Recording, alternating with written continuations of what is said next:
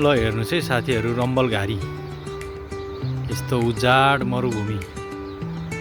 यो चाहिँ युएईको शारजाको एकदमै विकट क्षेत्र हो, विकट ठाउँ हो यो। एकदमै भित्री भाग जहाँ बस्ती एकदमै कम छ है। मेन हाइरोडहरू चाहिँ छ है, उता पछाडितिर एकदम मेन हाइरोडहरू छ। यहाँनिर चाहिँ अरबीहरूको बेला बेला कन्सर्टहरू लाग्छ, भिडियो सुटिङहरू होइन, मुभी सुटिङहरू गर्छन् यो रम्बलमा आएर। अरबीहरू यो रम्बलमा घुमफिर गर्नलाई एकदम रुचाउँछन्। जसरी हामी नेपालीहरू चाहिँ हिमालतिर, पहाडतिर होइन, लेकतिर घुम्न रुचाउँछन् भने यिनीहरू चाहिँ यो रम्बलमा घुम्न रुचाउँछन्। यस्तो रम्बलमा नि गाडी लिएर यिनीहरू घुम्छन् है। यतातिर ऊँटहरू पनि फिजिकल्ली देख्न पाइन्छ कहिलेकाहीँ।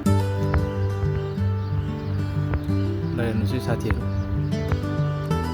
त्यसै मरुभूमि खाडी मुलुक भन्दैन नि। ल हेर्नुहोस् त्यहाँनिर चाहिँ हेर्नुहोस् न, यस्तो ठ्याक्कै नेपालको घर जस्तै के, त्यो धुरी भएको के है, टक्क नेपालको याद आइरहेको के यो घर देख्ने बित्तिकै। ल हेर्नुहोस् है,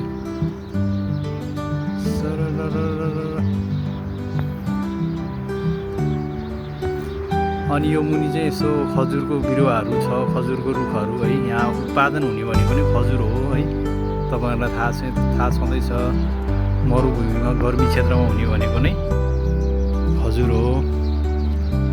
अनि पहिलाको अरबीहरूको पुर्खाहरूले चाहिँ यो खजुरको स्याउलाबाट चाहिँ घर बनाएर, ओत बनाएर बस्थे र यो खजुर खाएर चाहिँ आफ्नो जिन्दगी गुजारा गर्थे भन्ने एउटा भनाइ छ है। यो तल चाहिँ यस्तो बोटबिरुवाहरू छ कि, यो बोटबिरुवाहरू गर्दाखेरि चराचुरुङ्गीहरू सेम नेपालमा जस्तो कि चिरिबिरी कराउँदैछन्। कस्तो नेपालको झल्को आइरहेको कि।